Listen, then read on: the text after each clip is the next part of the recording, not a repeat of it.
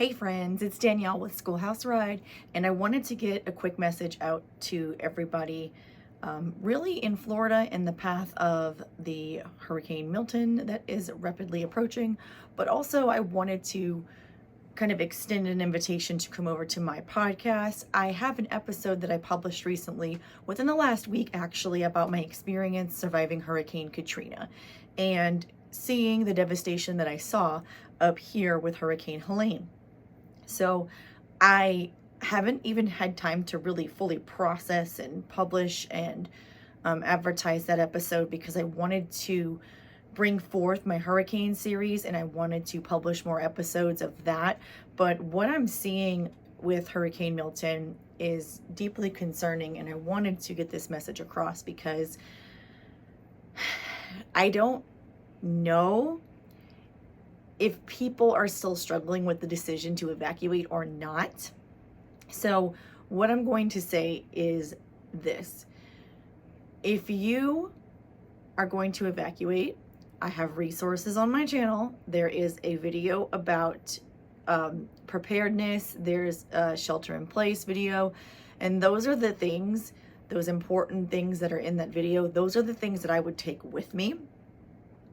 Things like documents, medications, pet supplies, supplies for 3 days, all of that I cover in there. So because I don't have time to fully go through that with you, I'm just going to plug whatever I've already published in for information to be sent out as quickly as possible. The episode of whether or not that I published, what is a hurricane, you can find that here on my channel also, and that talks about a little bit about how hurricanes form and how they travel. What has not been covered yet though is forecasting, and in that forecasting episode I planned on talking about how hurricanes gain strength and their intensity and things like that. And what I am seeing on the forecasting side of Hurricane Milton is absolutely terrifying. I've been around hurricanes. I've been around them all my life. So if you want to hear my experience with it, you can go to the podcast. It's linked below. But if not, that's fine too. Let me say this. Surviving Katrina, my world was completely torn apart. Nothing was ever the same for me anymore. Everything turned into pre-Katrina and post-Katrina, and Katrina was just the cataclysmic apocalyptic bomb that went off in New Orleans in 2005. Seeing what I saw up in the several states that were affected by Helene, specifically Tennessee and North Carolina, that was their Katrina. And Katrina was an intense storm, but Katrina was only a 3 when it hit landfall. And Katrina was relatively small in comparison to Helene. Helene was a 4 and humongous, and also combined with another frontal system. So let's talk about Milton. Milton is supposed to be a 5. The pressure from what I am seeing in Milton keeps dropping. If you don't know anything about forecasting, let me throw this out at you really quickly. And I'm sorry, this is not a full lesson and there's no visuals, but the higher the pressure, the weaker the hurricane. The lower the pressure, the stronger the hurricane. Hurricanes are a system of spinning storms around a center or an eye of low pressure. The eye of the hurricane is the calmest of the entire system, but it's also the point with the lowest pressure. Everything's circulating around that eye. I have seen some hurricanes, 1,000 range or 900 range, even in the program that I used to play with for fun when I was a kid. I've seen maybe a handful of hurricanes in the 800 range, some of the ones that predate our current record-keeping systems. But typically pressure is measured in millibars, and I can't think of a comparison right now to give that to you, but millibar pressure is the barometric pressure, the pressure, that the weather is giving during a storm. The pressure from Milton continues to rapidly drop, which is a symbol of rapid intensification, We know that the storm is large. We know that it is churning out there in very warm Gulf waters. We know that there is a projected path to hit the peninsula of Florida that juts out and basically separates the Atlantic Ocean from the Gulf of Mexico. I know Jim Cantori is supposed to be in Tampa. Like I said, what I'm seeing just from someone who enjoys weather and someone who enjoys hurricanes, what I'm seeing terrifies me. And I'm nowhere near that. So I am deeply concerned for the residents of Florida, especially those that live on that peninsula portion. I'm really, really concerned. And let's bring it back to what we already know. Katrina, Category 3, pretty big storm. Tiny in comparison to Helene, a Category 4. By now you've seen the destruction and devastation that Hurricane Helene has caused. I'm sure you've heard of the destruction and the devastation that Hurricane Katrina has caused. I've told you survival stories. I've told you things that I was a part of. I told you things that my interviewee was a part of. And we're seeing things play out right now in Asheville where we're not being given accurate depictions of what things are like on the ground in North Carolina. People are finally getting some sort of reception and cell service or something, who are leaving that area and getting connected somewhere. People are starting to come out and say, hey, that's not really what's going on. That's not what they're saying. I watched yesterday an interview of a member of a search and rescue team speak about how they have now switched to search and recovery. Then I also heard today that a church that had over 200 people was discovered, and they hadn't had supplies for days. So I am still hopeful that they will continue to find survivors. But the more time passes and the more that people can't get to each other to help them, the more grim the situation becomes. And this rescuer was telling about how there were agencies that were blocking the transporting of supplies. People wanted to help. People wanted to get on the ground and come with equipment and with supplies and things, and their efforts were being thwarted by agencies.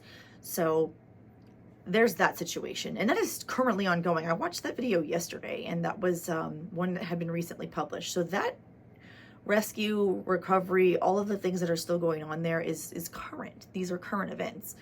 So I'm thinking about my experience 20 years ago in New Orleans, and I'm thinking about the experience from, almost 2 weeks ago in Tennessee, and I'm looking at this beast of a storm in the Gulf, and I'm going, oh my gosh, this is worse. From what I understand, it is projected to have 200 sustained mile-an-hour wind gust. That is like tornadic activity, except not a small tornado-sized cloud. We're talking about a system that is gigantic. So if you can imagine like a giant tornado just barreling across Florida, I'm thinking devastating storm surge. I'm thinking wind. I'm thinking of spin-off tornadoes in this system that are possibly even bigger. I'm thinking about loss of electricity, loss of resources like water, gas, things that are pretty critical to sustain life. And, in Asheville, a hospital lost power and its backup generator had a tree on it. Sorry, not Asheville. That was, I believe it was Valdosta, Georgia. So I'm starting to get like events mixed up because there's so much. I'm thinking about things like that, and I'm going, my goodness, look, if anybody is staying, the situation is going to be dire. If you are staying for Hurricane Milton, please get prepared now. You need to board up your windows. You need to have at least 3 weeks of supplies, water, medication, pet food, infant supplies, things for the elderly. If you've got any sort of machinery like a CPAP or a nebulizer, these things require power. So you're going to need backup power. You're going to need gasoline for your generators or your cars if you need to evacuate. You're going to need a lot of things that are going to become very scarce very soon. So I urge you to get prepped now if you are staying. And I'll be honest, and I don't know everybody's situation, right? I cannot fathom a reason to stay at this point, but that's not on me. That is, everybody's doing what's best for them in this situation. But if you are told that you are under a mandatory evacuation, get the hell out. If you are told that you are under a voluntary evacuation, consider getting the hell out. They're not going to put out these evacuations for no reason, guys. This thing is massive. This thing is very capable of producing damage far worse than Helene or Katrina did. So I just wanted to put this out there. If you would like to watch the videos that I am mentioning, I will link them down below so that you can at least have an idea of what it is that I'm referencing and what I'm talking about. The podcast where I mentioned my story about surviving Katrina and the interviewee that I spoke with, and all of those details and what I actually did experience up in Tennessee, all of that will be linked below.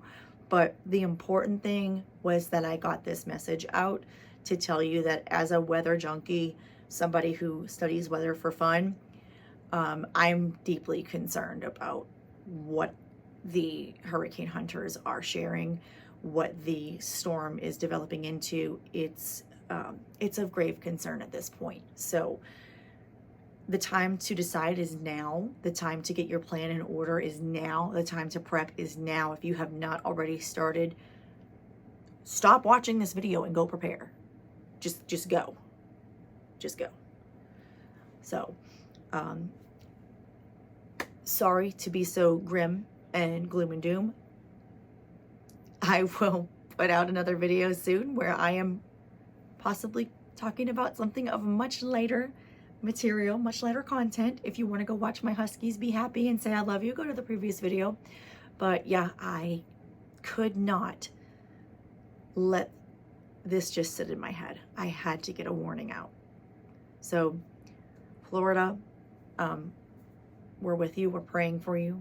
We're still helping our neighbors with their situation, and it's just what we do. The American people will just come together and help and do what we can, but get out of harm's way, please. Thanks, guys. See you next time.